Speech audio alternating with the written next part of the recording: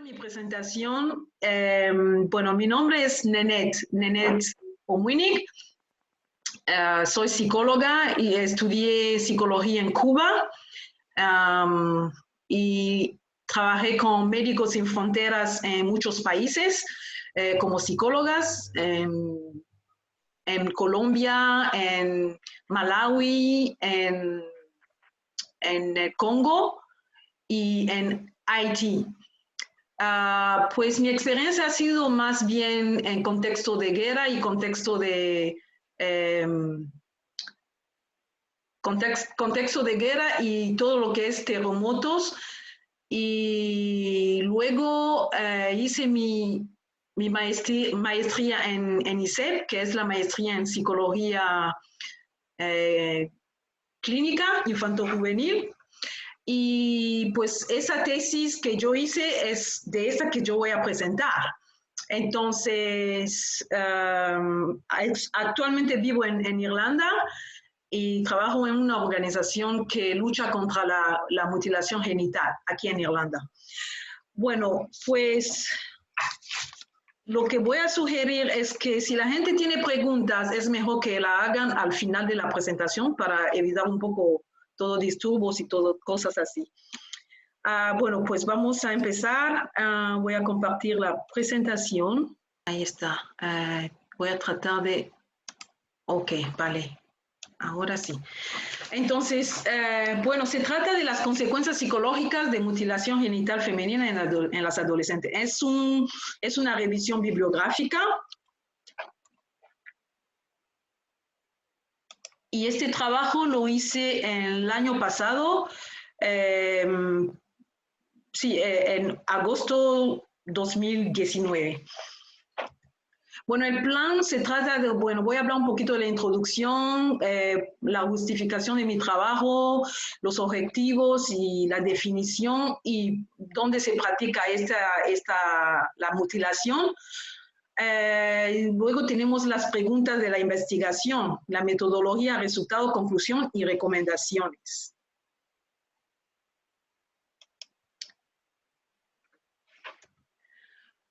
Bueno, la mutilación genital, digamos mundialmente, UNICEF dice, o sea, UNICEF observa que hay al menos 200 millones de niñas y mujeres en 30 países que está afectado por esta práctica, ¿no? Y como se trata de niñas y adolescentes, de esos 200 millones, hablan de 44 millones que son más afectadas entre la franja de edad de 14 años o menos, pero en 3 países, en Gambia, Mauritania e Indonesia. Y en cuanto a la edad de 15 y 49 años, se ve una prevalencia alta en los países como Guinea, Somalia y Djibouti.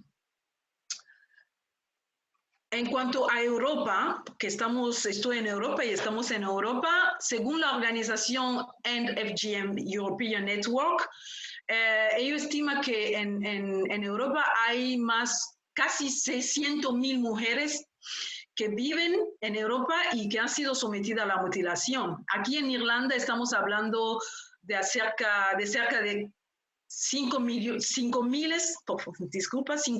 más de 5,000 mujeres.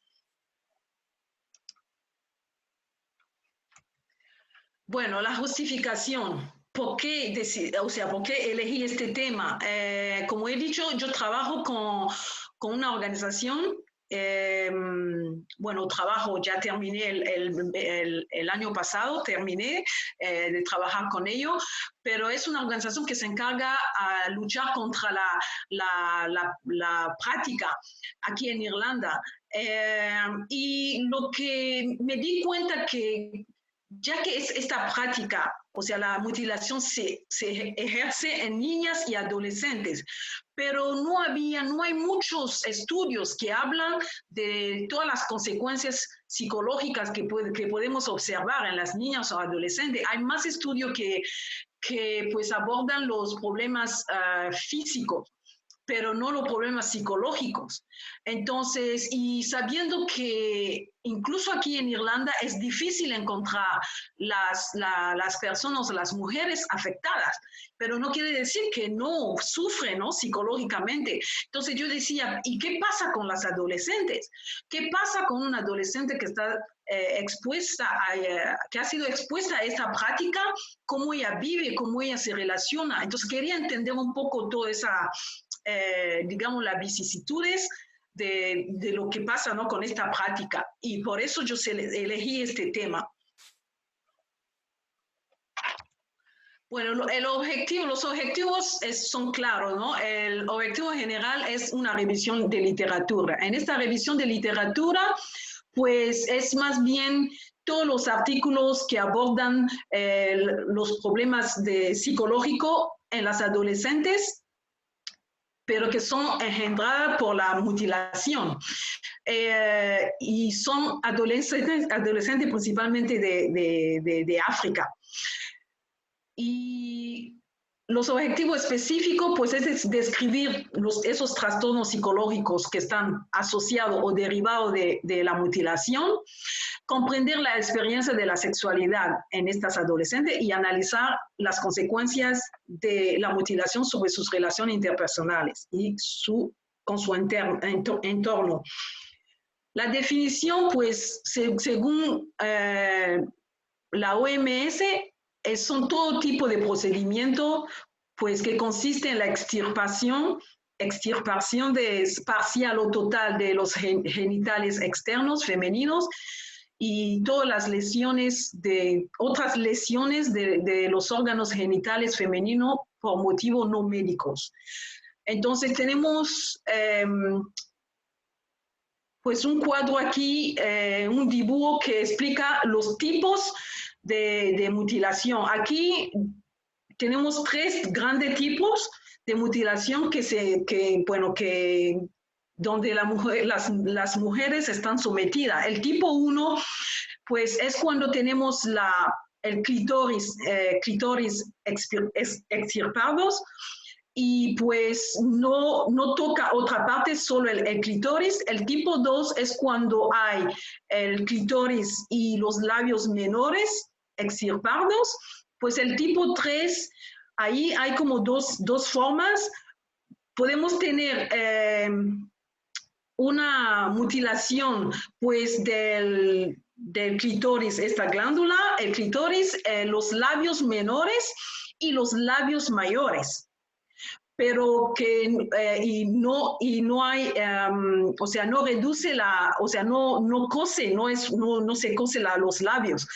Mientras la otra forma puede ser que extirpan todos, o sea, el clítoris, los labios menores y mayores, y pues se entrecolocan los labios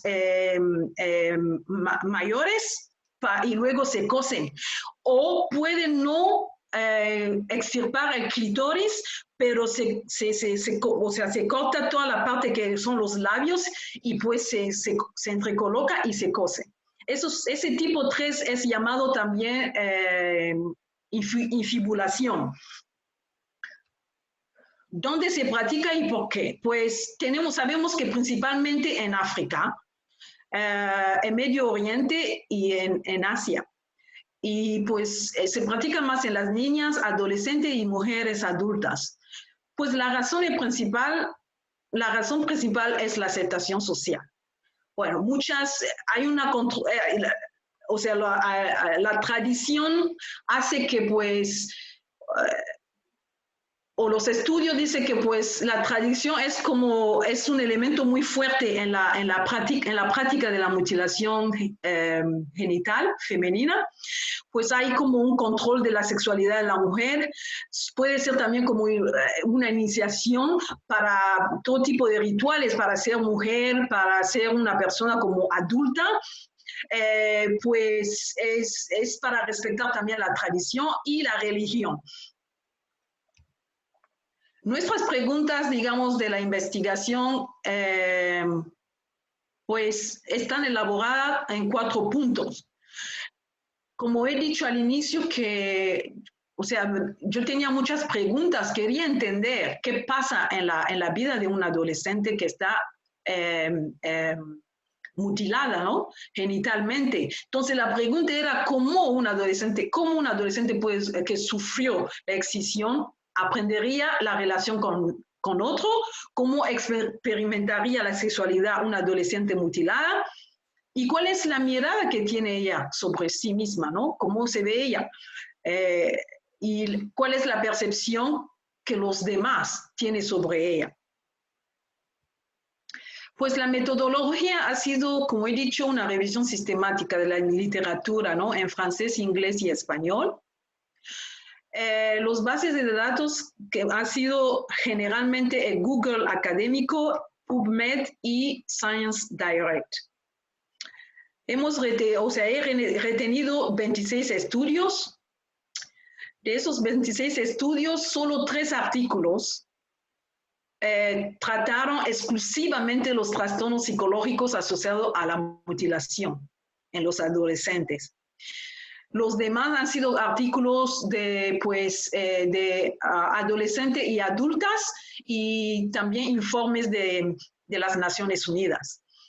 Los criterios de inclusión, pues la edad, según la OMS, era considerada entre 10 a 19 años para la adolescencia y pues no he limitado la publicación, el año de publicación.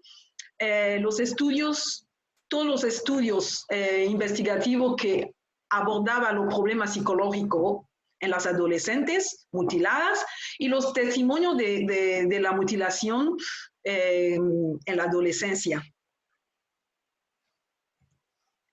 Bueno, ya como pues tuve que poner esto, una definición, digamos, un poco global de los trastornos psicológicos, porque estoy, digamos, consciente que la audiencia es una audiencia un poco amplia. Pues esos son los trastornos psicológicos, digamos, principales que observados en los estudios. Entonces, el trastorno del estrés que llamamos el TEP, pues que sabemos que cuando una persona está expuesta o ha presenciado un evento traumatizante, que puede ser la guerra, todo tipo de evento traumatizante, sí puede desarrollar pues síntomas, ¿no? Que pues tenemos algunos que están ahí. Y los trastornos psicosomáticos, pues son todas las alteraciones físicas que la persona puede experimentar y que está causado más bien por problemas psicológicos y que muchas veces no se puede explicar a través de los exámenes médicos. O sea, cuando dice no se explica, o sea, que no puede ser, o sea, no hay elementos concretos medicalmente hablando. Pues tenemos los trastornos de ansiedad y los trastornos de depresión también. Los resultados, voy a hablar de esos 3 artículos primero. De esos 3 artículos tenemos, tengo 2 artículos o 2 estudios cuantitativos y un estudio cualitativo. El primer estudio, pues, se trata de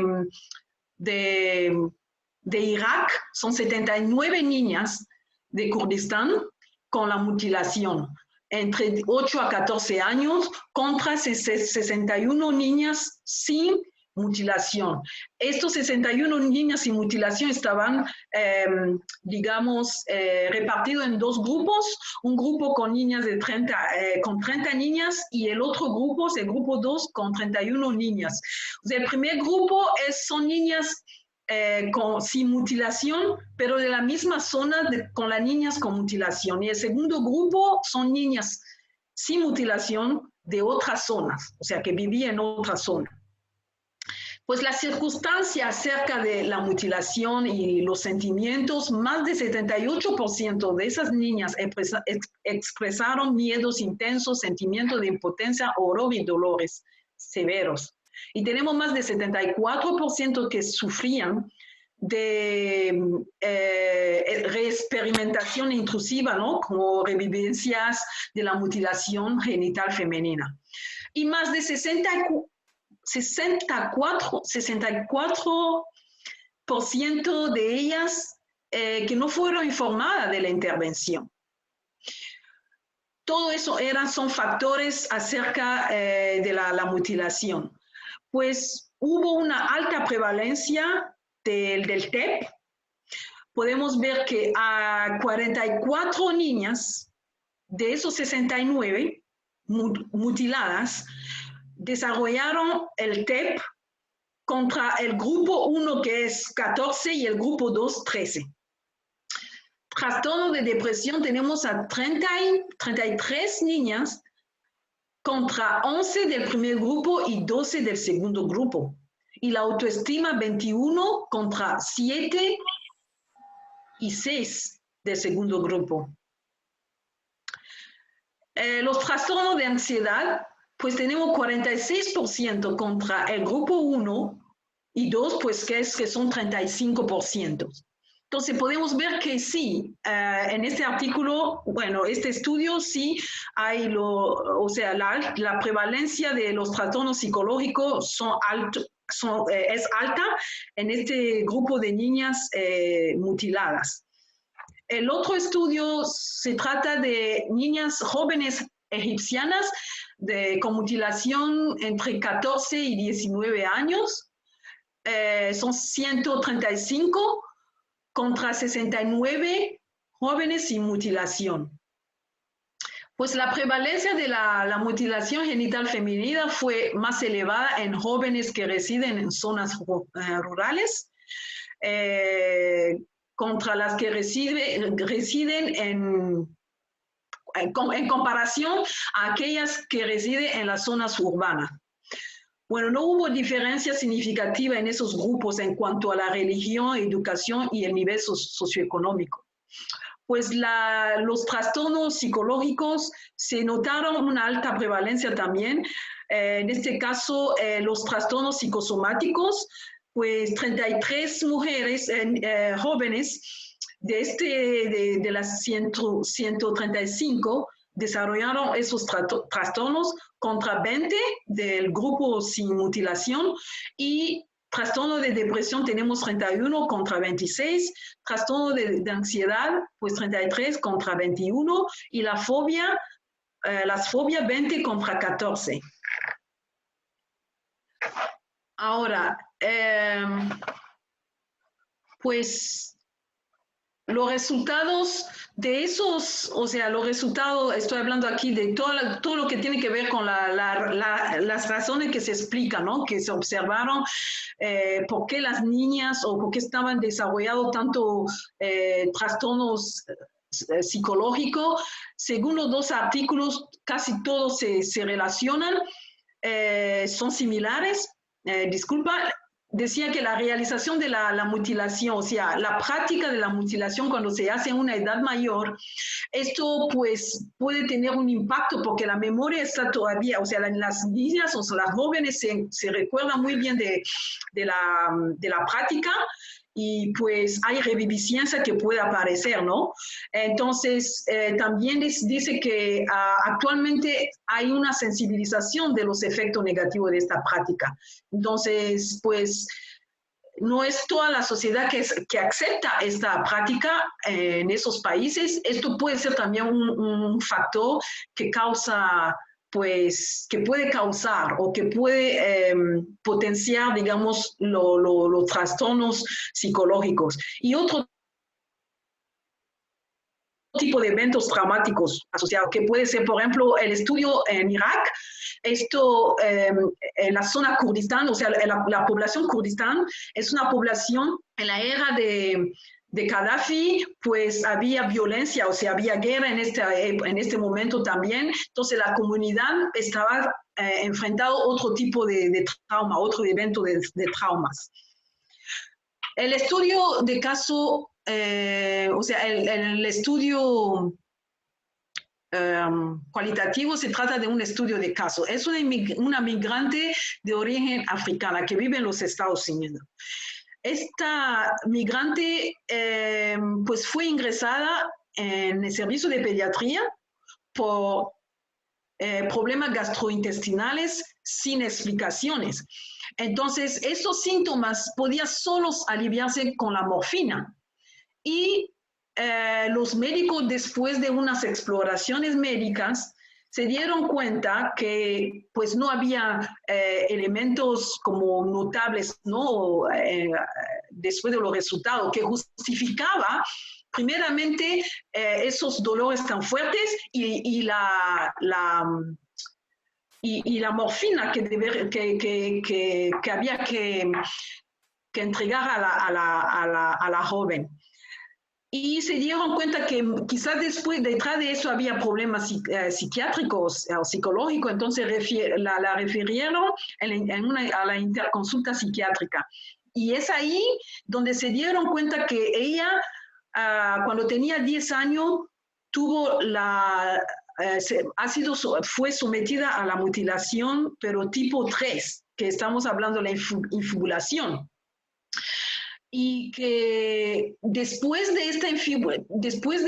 la intervención, o sea, de la mutilación, empezó a tener todos esos problemas abdominales, los dolores abdominales intensos, y en su país, eso pasó en su país de origen, y ahí ella estaba admitida en el hospital, creo que, o sea, iban al hospital regularmente, digamos, más bien consultas externas, pero al menos una vez al año estaba admitida en el hospital por los mismos problemas.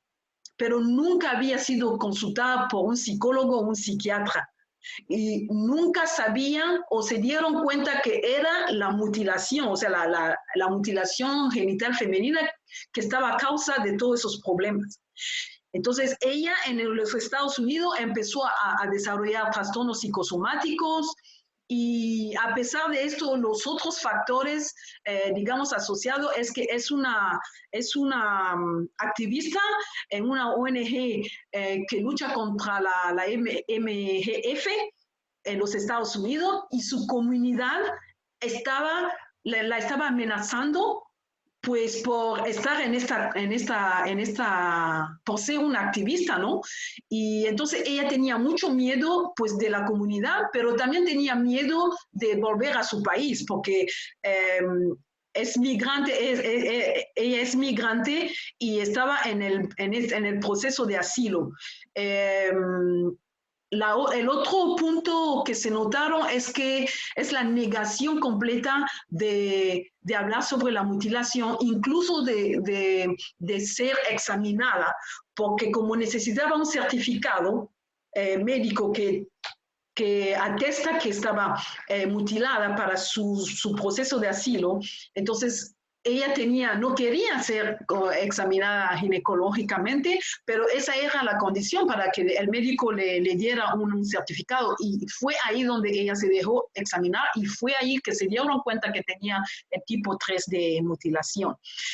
Pues se cambiaron el tratamiento luego con un tratamiento más ligero, ansiolítico más ligero, y hubo un mejoramiento también de sus síntomas.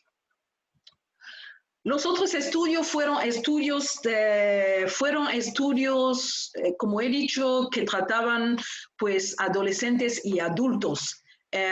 Bueno, como ustedes van a ver, aquí tengo el estudio, que se trata de un estudio transversal. El objetivo es de determinar la prevalencia de la mutilación y las consecuencias obstétricas y psicológicas en mujeres embarazadas con la mutilación.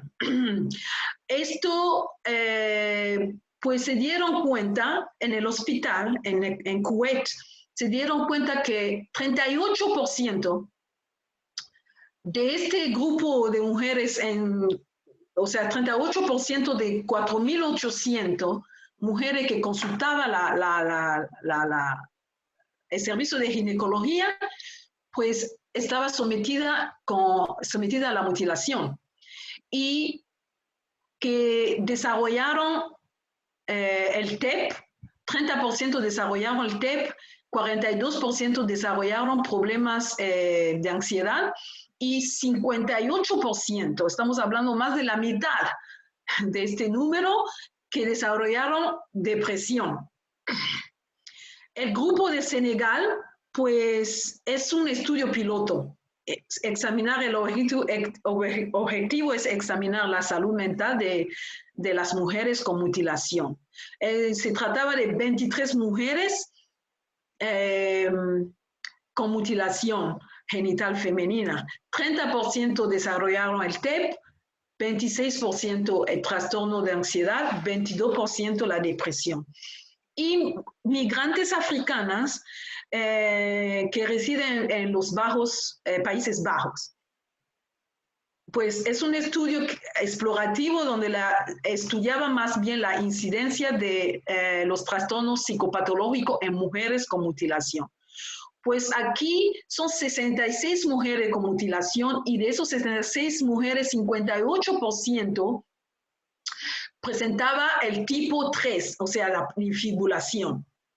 20% de ellos desarrollaron el TEP, 30% la ansiedad y 33% la depresión. El otro grupo de mujeres son 66, pues del mismo país, migrantes africanas. Es un estudio transversal. Ahí era determinar si la mutilación genital femenina causa problemas en la salud mental, las relaciones sociales y sexuales de las mujeres. Pues 17% desarrollaron el TEP, 32% desarrollaron ansiedad y 35% la depresión. Los factores de riesgo, ¿no? Y otros tipos de factores asociados o podemos decir que son factores de riesgo, pues a desarrollar los trastornos psicológicos, pues son el tipo de mutilación que era el tipo 2 y 3, la edad, como he dicho anteriormente, cuando la mutilación está hecha en una edad un poquito mayor, puede ser, bueno, una edad mayor que puede ser adolescente o incluso niñas de 8 años, 10 años, sí, los recuerdos siguen, o sea, los recuerdos están ahí. Cuando hay también reviviscencia de la mutilación, el desempleo, el estilo de afrontamiento, por ejemplo, los estudios en los Países Bajos, pues el estilo de afrontamiento de algunas mujeres era la conducta de evitación y el uso de drogas, o sea, alcohol, todas esas cosas.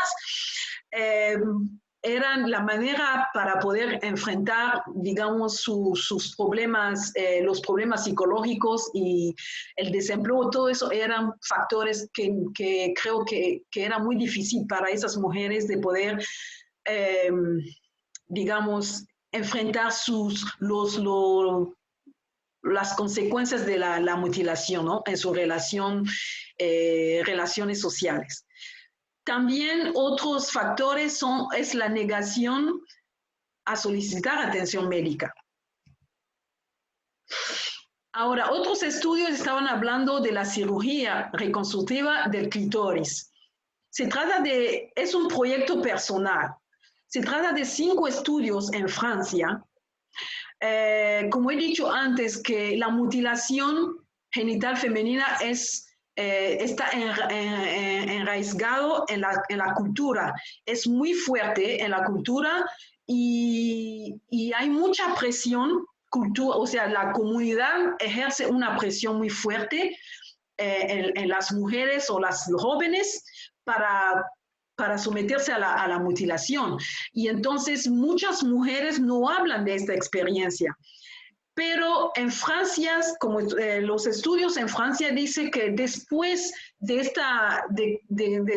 la cirugía reconstructiva del clítoris ofrecido a las mujeres en el hospital, porque hay algunos hospitales que lo hacen, y en Francia, pues la seguridad médica te cubre, o sea, está cubierta por la seguridad médica. Entonces las mujeres pues han visto esto como una oportunidad muy importante para ellas. Pues ahí cuando hablamos de un proyecto personal, porque antes no podía hablar de esto, pero cuando se dieron cuenta que hay esta posibilidad, pues de que ellas pueden ir a ver un ginecólogo, psicólogo, sexólogo y cirujano, luego pues cuando una vez que le hace una cirugía del clítoris, puede recuperar, pero mejorar su vida sexual, eso fue como una esperanza para ellas.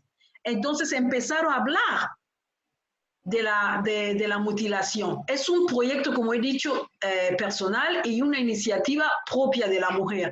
Empezó a verbalizar la mutilación en la familia. Eso empieza primero con la familia y luego las mujeres ven en esto como este servicio como una forma de reapropiar su identidad femenina y una forma de recuperar la pérdida de su cuerpo, porque se ve como han perdido algo. Y que eso tiene también un mejoramiento en la vida sexual. La atención, como he dicho, es una atención holística. Y el tiempo entre la primera cita y la intervención quirúrgica puede demorar entre 1 a 3 años. Eso va dependiendo de cómo cada uno se desenvuelve en el proceso, ¿no? Esa atención holística puede ser con o sin la cirugía. Entonces, los 2 estudios que abordaron ese tema dicen que pues 36% de estos 169 mujeres que se presentaron al inicio para una cirugía de clítoris decidieron proceder a la cirugía. Pero 64% negaron a la intervención y que pensaba que era más suficiente tener solo una atención, o sea, ser visto por el ginecólogo, el psicólogo y la sexóloga. Eso era más suficiente, que eso podía mejorar su vida sexual. El estudio 2 son 21% que acudieron a la cirugía, pero 79% negaron la cirugía. Eso quiere decir que tenemos más de 60% pues, de mujeres que al final decide de no ir a la cirugía y pues por lo menos tiene acceso a la atención holística, pero sin cirugía, que yo pienso que eso la verdad es fabuloso, ¿no? En términos de, incluso puedo decir que es como un lujo de tener un ginecólogo, un sexólogo y un psicólogo. Pues aquí en Irlanda no es tan simple de tener los 3 así conjuntos. Pues la cirugía aquí dice que la continuación del proceso de cirugía, los factores que influenciaron a la vida sexual de las mujeres, pues son la reviviscencia, como he dicho, el evitamiento, sentimiento de vergüenza y estigmatización, abuso sexual en la infancia o matrimonios forzados. Todos esos son elementos, factores que pues las mujeres experimentan y cuando entonces este proceso, esta oferta, esta atención holística oferta a las mujeres, ofrecida a las mujeres, ha sido para ella una esperanza grande. Otro elemento es que no se conocen las consecuencias a largo tiempo de la cirugía. Bueno, aquí se trata de un esquema un poco estructurado que aquí resume un poquito todos los estudios abordados en la revisión de la literatura. Pues voy a explicar un poquito. Ay, esto no sé por qué ok, ya está bien. Bueno, disculpen, aquí se trata de este esquema. Estamos hablando de la mutilación en adolescente. Esto afecta a las relaciones sociales, pues en su estado emocionales, pues en su sexualidad también. Y los aspectos culturales son muy importantes porque no se puede hablar de la mutilación genital femenina sin ver esta parte, que eso tiene una importancia muy marcada en la vida de las mujeres mutiladas. Pues la adolescente, una vez que está mutilada, en cuanto a sus relaciones sociales, cuando ella toma conciencia, aquí estoy, cuando toma conciencia, pues de la mutilación, se desarrolla sentimiento de anormalidad, se sienten anormales, hay vergüenza, hay aislamiento, rechazo de su cuerpo, hay sentimiento de culpa. Esto puede estar también más, agudizado a través, pues, ella puede sentirse estigmatizada, pero esta estigmatización puede venir a través de los medios de comunicación y actitudes personales del médico. Aquí estamos hablando más bien, estoy hablando más bien de mujeres, de los estudios de migrantes en Europa. Pues se dieron cuenta también que los trastornos, en las adolescentes mutiladas, pues pueden desarrollar, sí, trastornos psicológicos. Y la mutilación puede ser factores de riesgo, puede ser un factor de riesgo a desarrollar estos trastornos, y esos trastornos hemos visto que son la somatización, la depresión, la ansiedad y el TEP. Esas son las principales. Con excepción, las mujeres somalíes se dieron cuenta, 2 estudios, que las mujeres somalíes tenían bajos niveles de depresión y ansiedad, que eso era gracias a su religión, ¿no? Porque la religión musulmana parecía ser como un factor de protección para esas mujeres. En cuanto a la sexualidad, pues la mutilación genital en la adolescente puede afectar su sexualidad.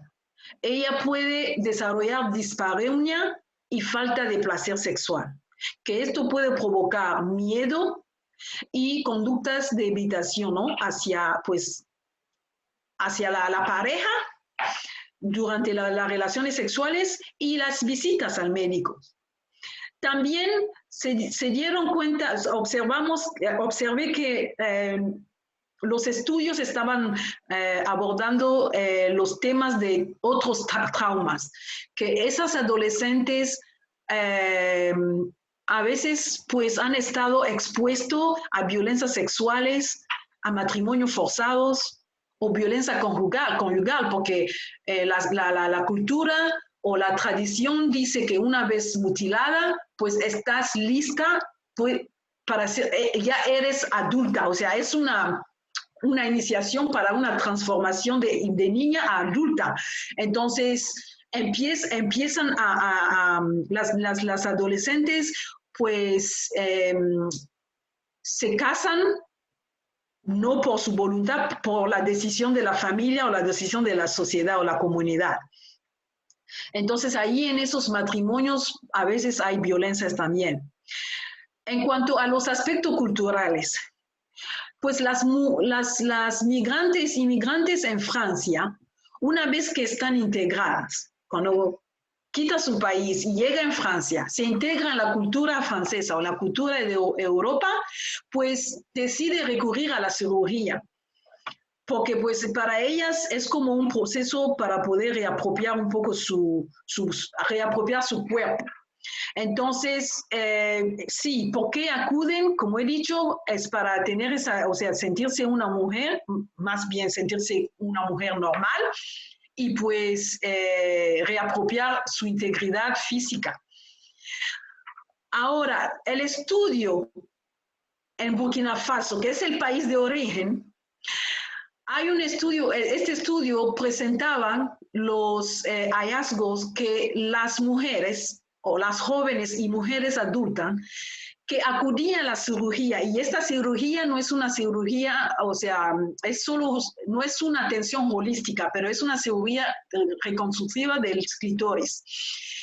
Y esa cirugía esa atención era cubierta por una organización, una asociación, una fundación privada.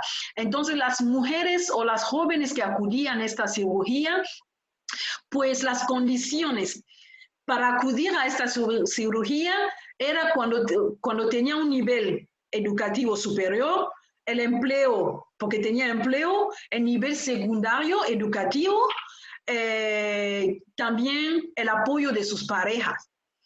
Y pues la razón principal, la principal razón de acudir a la cirugía era más bien el disfuncionamiento sexual. O sea, ella lo que quería es tener una vida sexual normal con su pareja.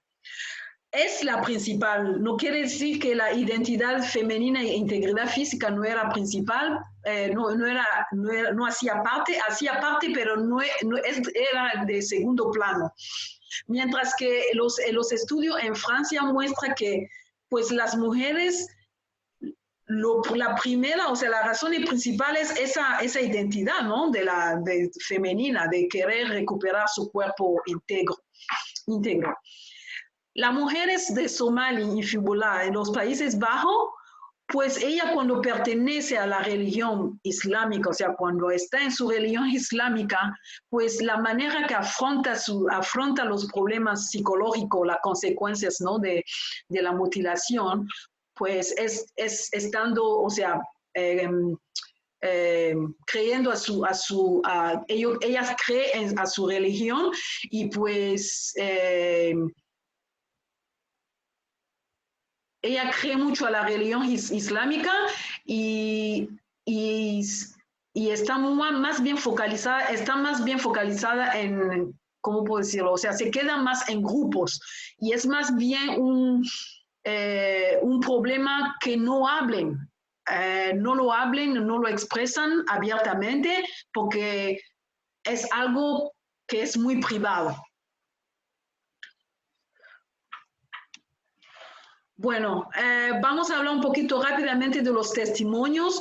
Pues yo puse 2 testimonios para que, bueno, que tengamos un poquito una idea de cómo las mujeres experimentan todos esos problemas que están engendrados por la mutilación.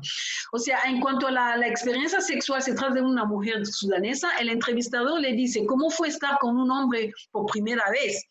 Ella dice, es de Sudán, dice, ¿cómo fue estar con un hombre por primera vez? Dice, sí, te sientes en realidad asustada, especialmente en la noche de bodas. Te han cosido completamente. Entonces, ¿cómo eso va a suceder? ¿Cómo se sintió? Ese es el entrevistador. ¿Cómo se sintió cuando tuvo relaciones sexuales con su esposo por primera vez? Tenía mucho miedo. Pasaron 30 días antes de que él pudiera penetrarme. Debido a que he sido circuncidada, la penetración no era posible solo así.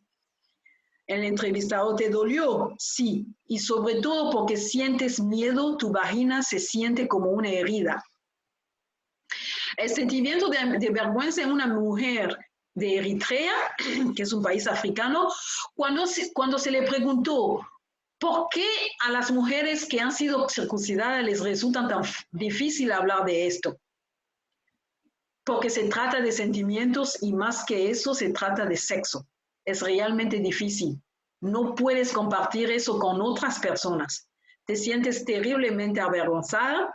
Es por lo que las mujeres circuncidadas se aíslan, se enferman mentalmente o se vuelven locas. O ella deja de hablar, mantiene su boca firmemente cerrada. Y nadie entiende por qué. Suena superficial, pero va muy profundo. La diferencia es que una mujer que ha sido circuncidada culpará a cualquier dolor que sienta la circuncisión, incluso si no tiene nada que ver con esto. Eso es todo lo que sabemos. Y por porque nos sentimos avergonzadas, nos quedamos en casa con nuestros problemas. Bueno, para concluir, la mutilación genital femenina puede causar trastornos psicológicos graves en la vida de las adolescentes y afectar su sexualidad y las interacciones sociales. Considerar la presencia de otros eventos traumáticos asociados a la mutilación en la vida de las mujeres. Eso es muy importante. La mutilación no causa sistemáticamente problemas psicológicos y sexuales graves en las vidas de las mujeres. La cultura puede ser un factor protector contra la aparición de los trastornos psicológicos en las jóvenes en sus países de origen, pero cuando cambia de cultura, esta puede jugar un efecto negativo sobre su salud mental.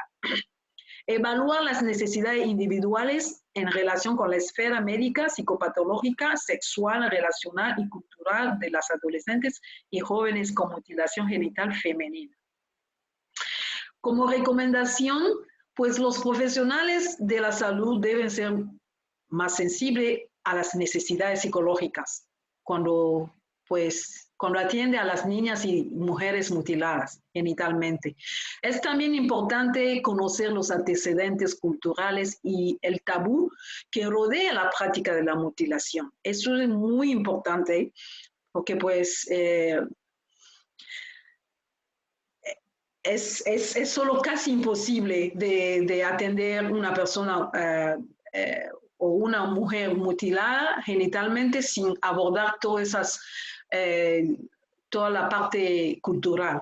Es necesario también que se realicen más investigaciones cuantitativas y cualitativas sobre el tema. Como he dicho, que pues ha sido difícil encontrar, la literatura sobre el tema es muy limitado, entonces sería muy interesante pues de seguir haciendo investigaciones, pues como he dicho, cuantitativas y cualitativas sobre el tema, pues para enriquecer más bien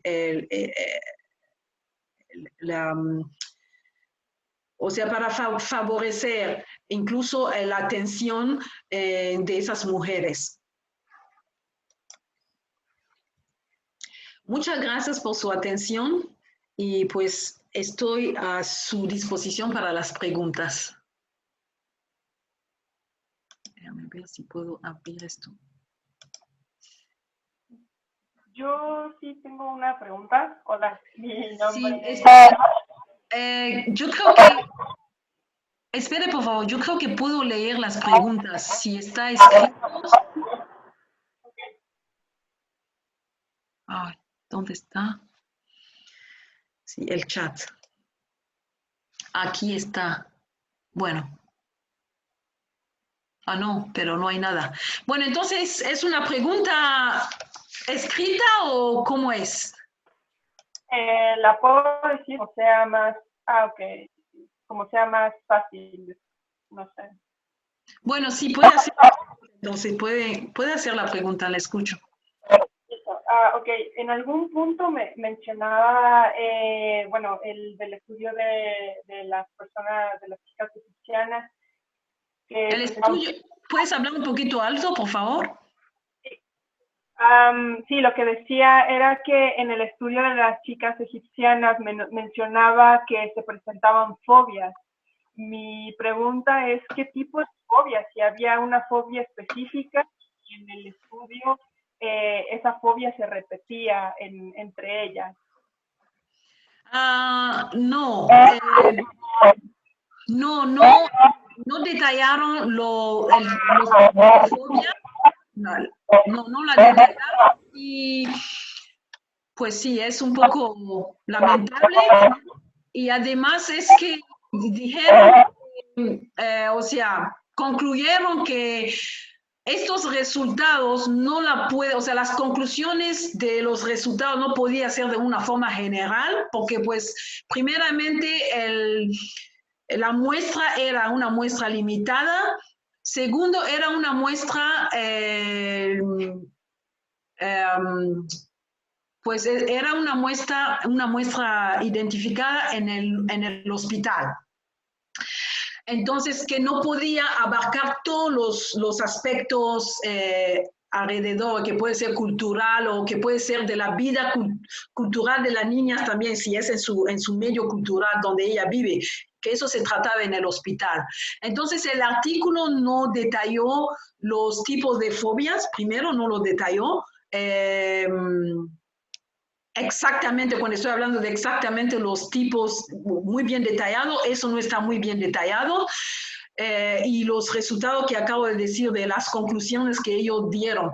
Y pues dieron incluso que es importante continuar a hacer esta investigación, pero en una escala un poquito más grande.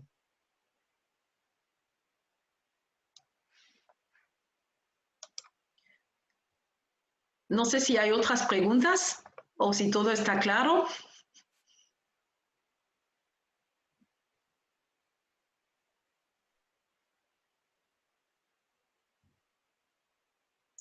No es una pregunta, pero usted dijo que había estado en Haití anteriormente. Sí. ¿Y se hace esa práctica en Haití? ¿Se realiza la práctica? No, en Haití estaba, bueno, primero en Haití estaba trabajando allá como psicóloga en un hospital de rehabilitación física porque se trataba de violencia urbana, entonces pues todas las personas que estaban heridas por balas más bien blancas, o sea, como puede ser cuchillo o incluso armadas también, balas de pistola, por decirlo así, pues llegaba en el hospital de trauma, que es un hospital de trauma, y luego la parte psicológica, que era más bien de ver toda la parte, digamos, de salud mental relacionado con esta violencia urbana, o cómo la persona vivió esto y cómo físicamente está cómo físicamente se ha experimentado los problemas, ¿no? Porque se trataba de personas que podían tener incluso parálisis por una bala que podía tener por la columna vertebral y pues podía aparecer tetraplégicos o parapléjicos. Entonces tratábamos ese tipo de pacientes. Pero según los estudios, incluso cuando hablo de esos estudios, hablo de la OMS, la UNICEF, Haití no está realmente dentro de los países que practican. Quizás lo hay, pero no lo sé. En cuanto a los estudios que he indagado, Haití no hace parte. Entiendo. Gracias. De nada.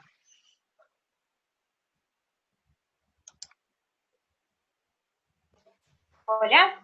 Hola. Hola. Hola, ¿qué tal, Nenet? Muy buena la investigación que hiciste. Me presento, soy Sofía, Argentina. Quería saber, cuáles eran tus recomendaciones para la intervención psicológica a la hora de que una mujer llega con esta situación. ¿Cuáles son tus recomendaciones? No sé, si la experiencia que has tenido, cómo abordarlo, demás. Más que nada en intervenciones clínicas. Bueno, pues como he dicho al inicio, que estas mujeres, incluso yo aquí por mi experiencia aquí en Irlanda, o sea, no estoy ni practicando la parte psicológica con esas mujeres. Es una organización que está más bien la sensibilización, pero tenemos mujeres que acuden a nuestro servicio porque ellas piden asilo. Entonces, como sabe que somos una organización de MGF, entonces acude quizás para ver si no podemos ayudarle con certificados. Bueno, no podemos ofrecerle certificado porque no somos médicos, pero lo que hacemos los referimos a instituciones, digamos, apropiadas. Pero lo que pasa es que ella cuando viene incluso para pedir, o sea, una consulta o algo así, su primera motivación no es la mutilación. Son los papeles que quieren. Entonces, incluso cuando ya esa motivación no es la motivación primaria, pues es difícil, no puedes abordar realmente el tema cuando la mujer viene con otra motivación.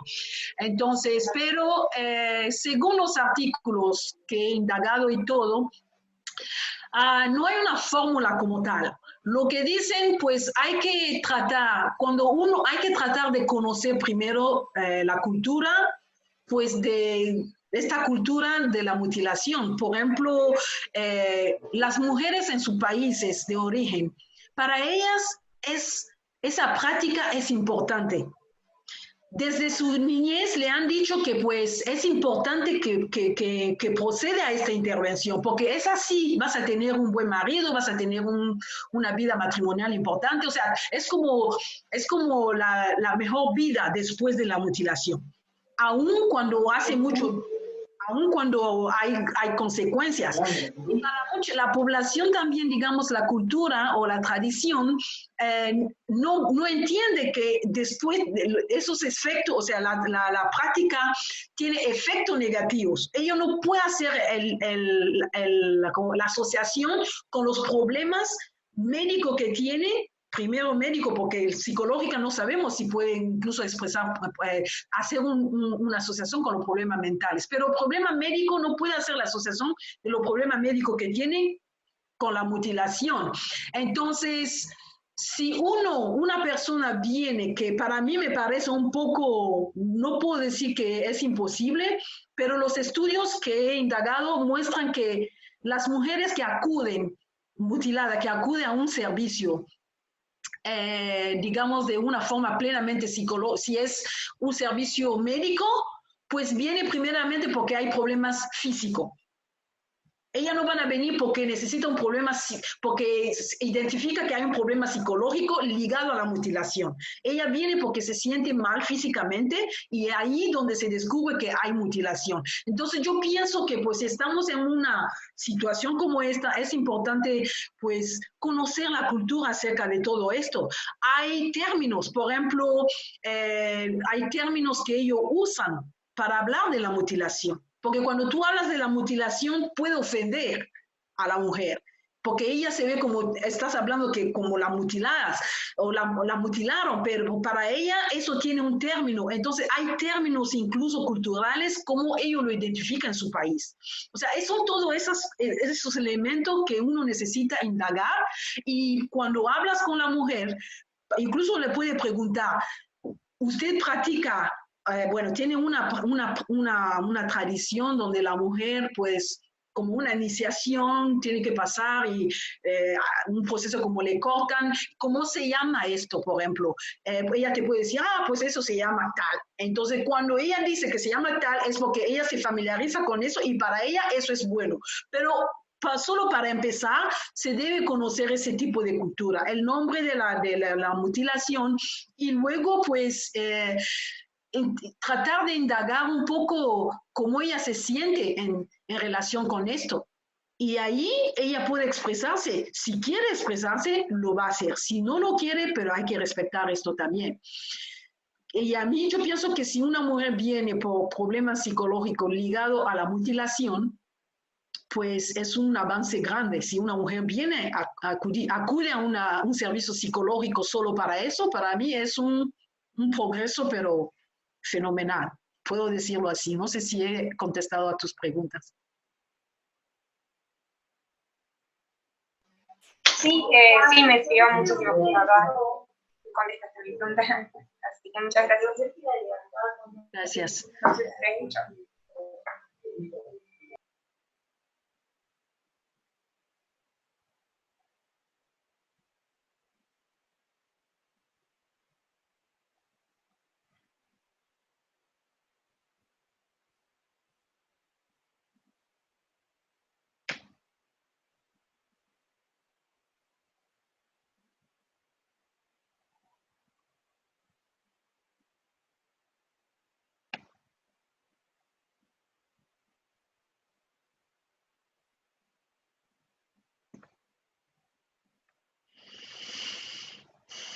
Hola.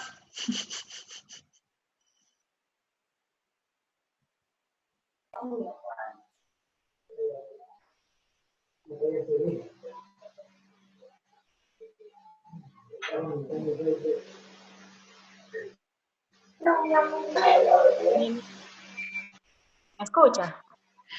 Bueno, sí, ahora sí. Ok.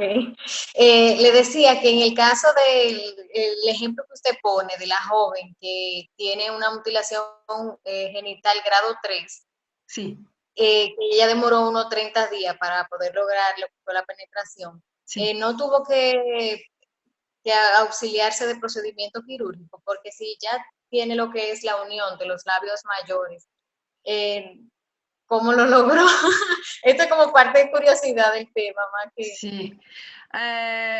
Bueno, cuando se trata de infibulación, que es el tipo 3, generalmente, o sea, para tener relaciones sexuales, pues es el esposo, el futuro, bueno, esposo, o es el esposo que te abre, digamos. Entonces, como dice ella, que pues a veces es con la fuerza, o sea, la penetración con fuerza que puede hacerlo, pero eso es, ya sabemos todo tipo de dolor que se puede. A veces la forma que cosieron, o sea, la apertura y todo, pues a veces puede ser que no sea tan ni simple ni con la fuerza tener relaciones sexuales. Entonces ella puede ir pues eso estoy hablando, por ejemplo, si se trata en África, pues ella puede ir a ver un médico o algo, o sea, la pueden abrir un poquitico para favorecer las relaciones sexuales. No van a abrir todo. En cuanto a cuando se trata del embarazo, pues ella la abren, porque no se puede tener embarazo con esto cerrado, la abren después de dar, o sea, después del embarazo, vuelven a cerrar. Entonces es como un proceso que sigue. Ahora, de ese caso de que me estás hablando, bueno, eso se trata de una mujer adulta, por supuesto, eso fue el estudio en los Países Bajos. Pues ese estudio no hablaba de cirugía ni nada de esto, pues hablaba más bien, era más bien identificar cómo esas mujeres, pues, cómo ella enfrenta o el afrontamiento o digamos determinar más o menos cómo ellas están viviendo con la mutilación en relación con su, digamos, las relaciones sociales, interacciones sociales o incluso en la vida normal. Entonces, de ahí yo no puedo hablar más, no puedo decir mucho, pero sabe que eso depende. No sé si en España el sistema de seguridad de salud ofrece ese servicio, ¿no? Cubre a las mujeres que necesitan ir a ver un ginecólogo o tener esa atención holística. En Irlanda no, o sea, esto está, no hay cirugía, o sea, puedes tener, se trata de una atención más bien médica, psicológica, pues en el caso de que necesitas una cirugía, eso no es para que te restaura el clítoris, es más bien para reparar, porque puede haber unos, médicamente hablando, puede haber algunas cicatrices muy fuertes, entonces se necesita hacer unas reparaciones medicales. Bueno, en Francia la seguridad cubre la reparación de clítoris y cubre otro tipo de problemas relacionados con la mutilación. Entonces, en cuanto a esta mujer, yo no puedo decir mucho porque no fue a la cirugía. Nene, me tengo que retirar. Gracias por la información. Muy buena presentación y éxitos. Muchas gracias a usted también. Bye. Hasta luego.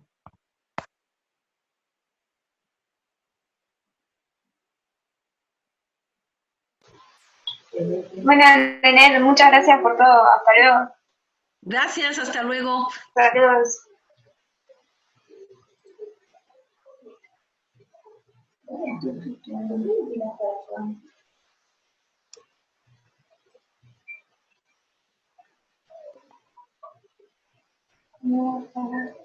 Bueno, muchísimas gracias. Yo creo que ya mi tiempo ha llegado al final. Pues me despido de ustedes. Muchísimas gracias por su atención y pues quizás otro a otro momento podemos tener la otra experiencia de compartir pues otro tipo de estudios. Gracias y hasta luego.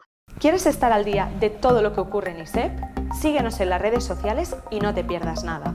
Actualidad, entrevistas con expertos, masterclasses, sesiones clínicas, vida estudiantil, eventos y mucho más. Podrás encontrarnos en Facebook, Twitter, LinkedIn, Instagram y YouTube. Además, ahora podrás convertirte en el protagonista de nuestros perfiles sociales. ¿Cómo? Muy sencillo. Cuéntanos cómo está siendo tu experiencia en ISEP. Muéstranos cómo es tu día a día o comparte las fotos de tus mejores momentos. Acuérdate de etiquetarnos o de usar el hashtag ExperienciaISEP. Así podremos compartir el contenido con el resto. Recuerda, juntos hacemos ISEP.